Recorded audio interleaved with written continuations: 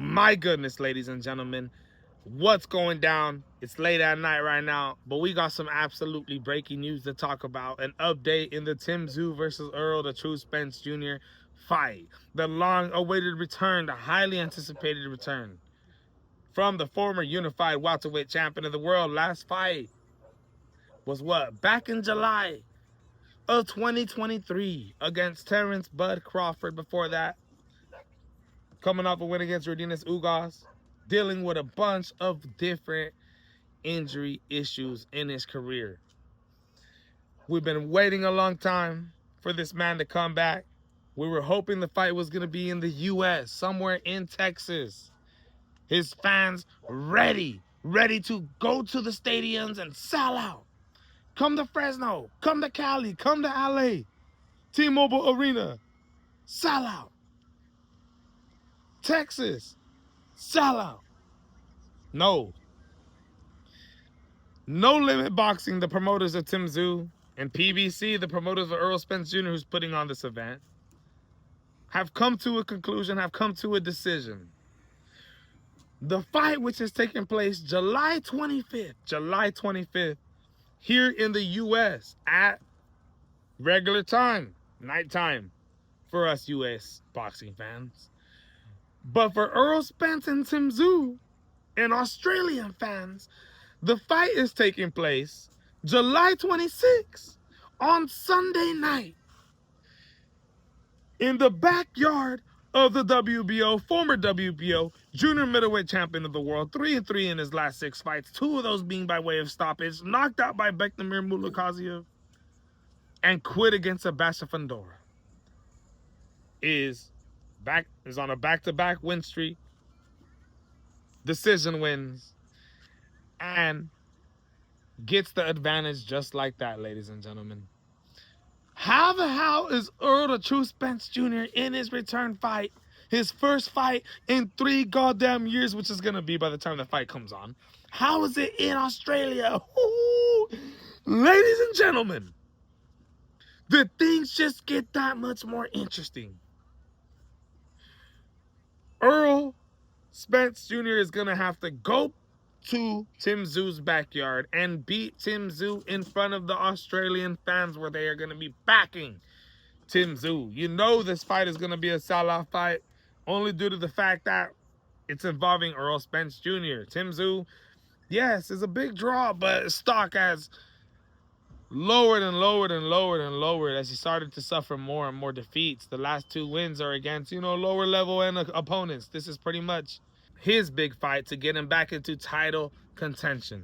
Same thing for Errol Spence Jr. He has to win this fight to be able to put himself up there with the top dogs at 154 pounds and reinstate his status in the boxing world and be able to possibly get him a junior middleweight title shot.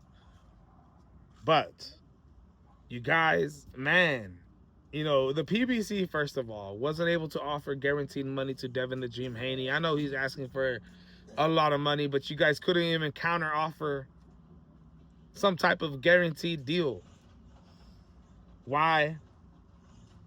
They can't, they want to help putting up the expenses to be able to put on the event, and they want to pay the fighters on the back end, hoping that they get their money first to guarantee them their returns. And whatever we make on the back end, that's just what's gonna happen. Devin the Dream Haney not wanting to do that. He wants guaranteed money, and PBC is not willing to take the risk. Why? Because there's no money, ladies and gentlemen. Now they're going to Australia. And in a fight where Errol Spence Jr. should be the A side, Tszyu better not be walking out second in front of his Australian fans, and Errol Spence Jr. walk in first as the goddamn B-side. Because this fight's already taking place in Australia, ladies and gentlemen. I guarantee you Errol Spence did not want this fight to be in Australia, all right?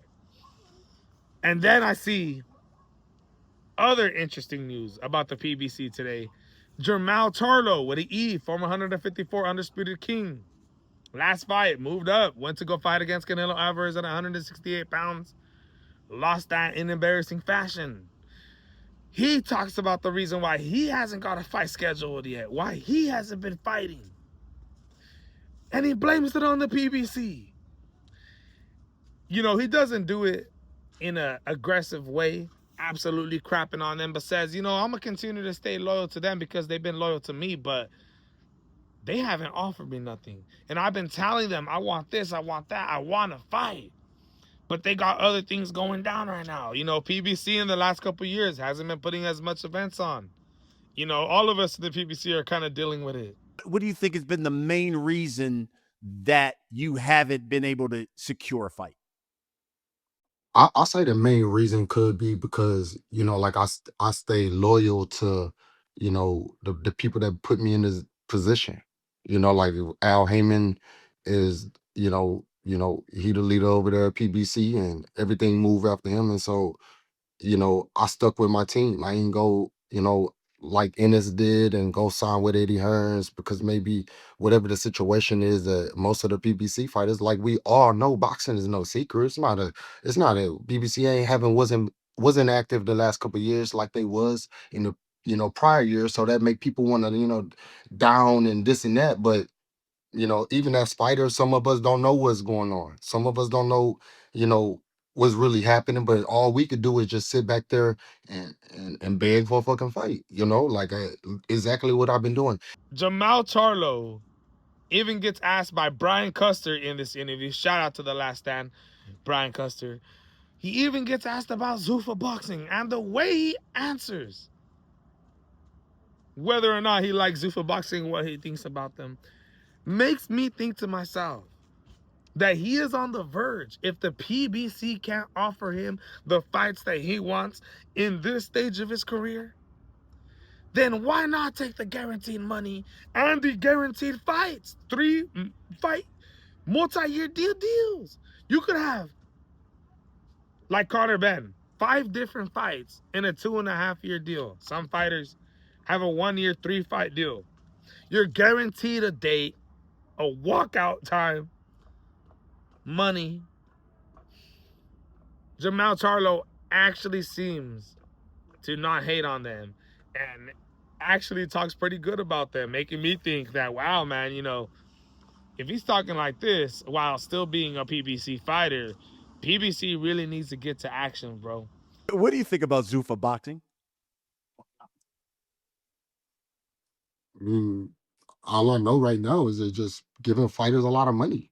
The it's they over here talk. You got half of the world talking. Oh, we got to pay these fighters less, and we got to pay these fighters this, and then we got to pay these fighters that. You got one fighter. We got one company talking about shit. First off, I thought Zupa only could wear their own uniform, they own this. I thought Conor Benz is it Conor Benz for Zufa? Yes. The fight that I just seen Conor Benz had here, shit. I didn't see Zufa. It didn't look like it was Zufa fight. So if that looked like real boxing to me. At the end of the day, we try to get the real boxing. Now, the belts and all that shit, yeah. We take them trophies too. We don't want it. We don't want it. Well, we sending some money. What y'all sending some money? Zufa, you hear me? Y'all sending some money? Because at the end of the day, that was a nice crowd. Regis had a great fight and then a great retirement party. Conor Benz, he move on to the next level. They still talking about world titles. They still comparing him to real boxing. I mean, I ain't hating on nobody. I love PPC. We gonna work and operate as long as they rocking with me and we rocking together. But if some shit that happened the other weekend happened where I go to a fight and some PPC guy just start acting a fool. Y'all gotta fucking fire him because he fucking with the prize. He ain't the fucking prize. Now, whether or not you believe it's PBC's fault why Jermell Charlo's fighting, that's for you to believe. But so many goddamn things, man. So many goddamn things. I think to myself, my goodness. And now Errol the True Spence Jr. is going to Tim Tszyu's backyard July 25th. I can't wait, ladies and gentlemen. You guys know we will be backing Errol the True Spence Jr. in his return, heading to Australia. We're in Cali. Let's see if we can make a dent. The MMA Boxing Addicts channel. Let me know what you guys think. Who are you rooting for? I can't wait for this fight to happen, man. Interesting stuff.